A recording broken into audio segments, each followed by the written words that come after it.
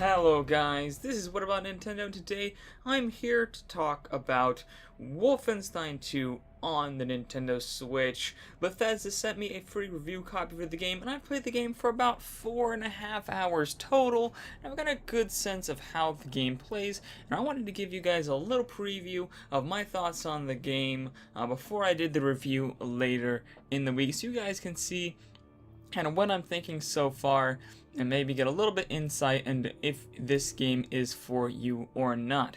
But we got a lot of things to talk about, so let's get right on into it.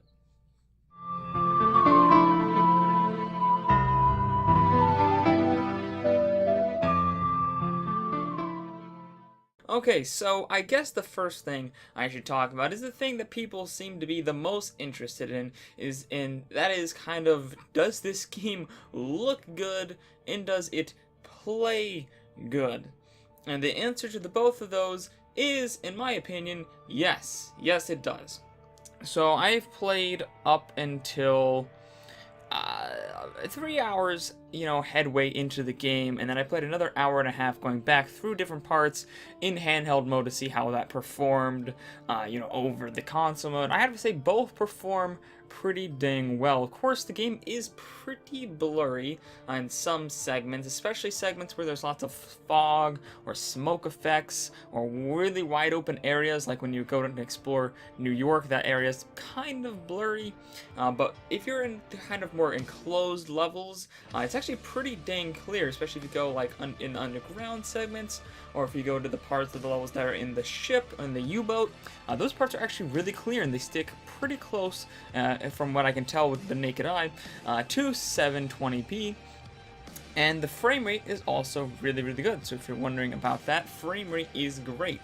I've only had probably 2 or 3 times where the frame rate dipped noticeably under 30, and they all lasted less than 5 minutes each. And they were, it was not terrible. It wasn't like it was so bad that I couldn't play. It was just like, oh yeah, I noticed the frame rate's a little low here, but I can still, get some headshots and kill some Nazis perfectly fine. Just didn't feel as smooth. And that only happened 2 or 3 times in the, 4.5 hours that I've played so far. So you don't really have to worry about frame rate issues even that much. In fact, it seems to be, from what I can tell, even though I never played Doom on the Switch, I've seen other people play it, and I've seen Digital Foundry's take on it, and it seems to be a lot smoother than Doom, but also, in my opinion, looking much better. So this game has graphical effects and a graphical fidelity, the likes we've never seen on a Nintendo platform, period. There's never been something with this, just high-tech, this level of graphical detail. This is one of the most highly demanding games that has come out in recent years. You can ask anybody, ask big people at Digital Foundry, ask anybody who knows tech, and they will tell you this game is nothing to scoff at, even the Switch version. The Switch version, from what I can tell, is pretty much all the bells and whistles in the PS4 and Xbox One versions. It's got tons and tons of particle effects, lighting effects, smoke, ambient occlusion, all this kind of stuff seems to be present. Geometry detail seems to be the same from what I can tell, and I've seen some graphical comparisons as well, and it seems pretty much the same. The only difference that I can tell is that the resolution is lower, and the frame rate is lower. So if you're wondering about that, yes, it is true. The frame rate is cut to half, 30 frames, but it sticks to that way closer than I ever thought it could. Especially since this is a much more technical game than Doom is. I was thinking that the frame rate is going to actually be worse than Doom. But no, Panic Button did some kind of miracle work, and even though the game is highly more demanding than Doom, it actually runs way better than Doom. And there were times when I was playing this game, and I kind of started to forget that I was playing on the Switch. I started thinking I was playing, an Xbox One or PS4 game, because, in the clearer segments, it looks like that. Also, something that really, really helps is that they use an excellent amount of anti-aliasing in this game. Like, it is just, there is no aliasing. It just does not exist for the most part. You look around and everything is smooth, everything is, there's no pixelization or jaggies or anything like that to be seen. It is just a super smooth game, but that does come with the compromise of it being a little bit soft. I'm kind of interested to see what could have happened if they had actually turned off anti-aliasing and bumped up the internal resolution to hit 720p more often. But I'll trust the developers on this one, as they probably did try that out, and I'm assuming they tried that out and decided that anti-aliasing was the better option. But yeah, this game runs really well. I never had any issues where I felt like the frame rate was an issue for gameplay. I never thought the resolution got in the way of the gameplay either. If you're wanting just like on a pure gameplay basic, this game holds up really well. Like, you're never gonna feel like you have a gimped gameplay experience, especially with the gyro aiming. That's another big point I want to make here. Gyro aiming in this game is really good. Gyro aiming is one of my favorite things. Like, that easily makes the aiming better than Xbox One and PS4. Infinitely better, in my opinion, as soon as you introduce the option for gyro aiming, because it's just so much a smoother experience.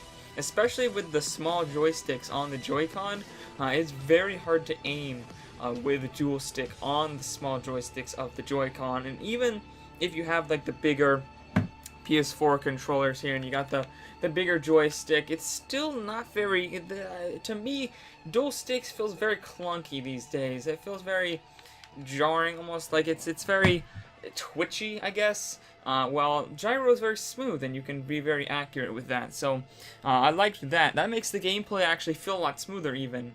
And just you can just chain up combos and headshots way easier with the gyro controls, which I really liked. But there were some nitpicks I had with the game. Obviously, there were the segments where the frame rate would drop, and there were some segments where it would get actually really blurry. Some areas with a crap ton of like fog or super bright lighting could drop the resolution pretty low. I'm going to try to capture some footage and show you guys on screen, but it gets pretty low. And it doesn't look that great, to be honest. When it's in this form, it doesn't look that great. And the handheld performance over the dock performance is completely different. In handheld, it drops much more often. You're getting much closer to a Doom on Switch experience with the frame rate in Wolfenstein 2. For the most part, it's pretty comparable. When you're in like the U-boat and stuff, the frames don't drop very much at all. And the resolution's fine, but I did have some areas in the New York segment with lots of fog and effects that, you know, the docked version dropped a little bit, but the handheld version drops a lot. From what I can tell, it seems to be low 20s, just, you know, judging from the naked eye and what the gameplay experience feels like. And in that way, you do feel a little bit like your gameplay is impaired, but these segments do not last that long, so it's not terrible. It's not like don't ever play this game in handheld mode because it sucks. For the most part, it's fine, but there are some areas that I hope maybe they'll go back and patch it, maybe take a little bit of the fog away, maybe take a little bit of the effects, just a tiny bit away, get that frame rate up just for these small segments, do some smart things that people aren't going to notice to get this frame rate up, because in handheld mode, in that one specific segment that I'm talking about, in the very foggy New York City, it does drop pretty low, both resolution and frame rate. So I hope that they go back and fix that, because that one segment is kind of hard to play, and especially that segment's very almost maze-like, and with the low resolution mixed with the low frame rate, it's hard to tell what's going on. It's hard to tell where enemies are. It's hard to tell where you're supposed to be going. Honestly, I stumbled around that segment for several minutes trying to figure out where I was supposed to go, because I couldn't figure it out. So that is something that could be fixed. For the most part, though, it ran fine and it plays fine. Another small issue I had was there's no recentering button for the gyro controls. If you play Splatoon 2, you know that if you press, I believe, Y, it recenters your gyro to the middle of the screen. So you just hold your controller in a comfortable position, you press Y, it recenters it. This happens, when gyro, it often gets slightly uncalibrated. And you kind of want to fix it with a click of the button. It's really convenient in Splatoon. In this one, you kind of have to use the second stick to force it back to where you need it to be. I never felt like that was, I I never died because of this. I never, couldn't kill an enemy because of this. But there were some parts where it was a little bit annoying. I had to kind of sit back and adjust it and then keep playing. So I hope that they get a recentering button, because that's something I would like to have. But yeah, overall, I feel like so far, I am going to have a review coming up later this week where I beat the entire game and I give you all my impressions so I can give you a better idea but currently I think the game is in a really, really good place. I think the Switch hardware runs it really, really well. I honestly think it's super comparable to the Xbox One, at least the Xbox One version. The PS4 is a little bit farther away, but if you don't have a PS4 and Xbox One and you want to play this, I would definitely recommend it. Even if you do have an Xbox One or a PS4 and you like playing in handheld mode, obviously I'm going to recommend it. But if you only want to play in docked, you already have an Xbox One and PS4, it's really hard for me to recommend this. If you're only going to play it in docked, I don't think I can recommend this version, especially when there are cheaper versions out there. They're going to have better gameplay, they're going to have better graphics, but if you like to play on the go, I definitely recommend this. Or if you only have a Nintendo Switch, this game is definitely worth playing. I've loved every moment of the game so far, from the story to the gameplay to the absolutely incredible visuals, even on the Nintendo Switch. But yeah, if you're going to only play it docked and you already have a PS4, Xbox One, or PC, I'd recommend getting it on that platform instead. But the Switch is still a good platform to get it on in general. Anyway, guys, that's all for this video. I will be having a full review talking even more about the game, going into even more details, going over more things. If there's anything you want me to talk about in the review, let me know down in the comments below, and I will answer all your questions in either a separate video, depending on how many questions are, or I'll try to answer them in the review itself later this week. Thank you guys all for watching. If you enjoyed this video, please hit that like and subscribe button for more videos Monday through Saturday. Well, I guess today's Sunday, but yeah, the schedule's a little weird because I didn't expect to get Wolfenstein on the Switch. I wasn't expecting to get that, so the schedule's a little weird, but typically Monday through Saturday. So thank you guys all for watching. I'll see all you awesome people later on What About Nintendo. Bye!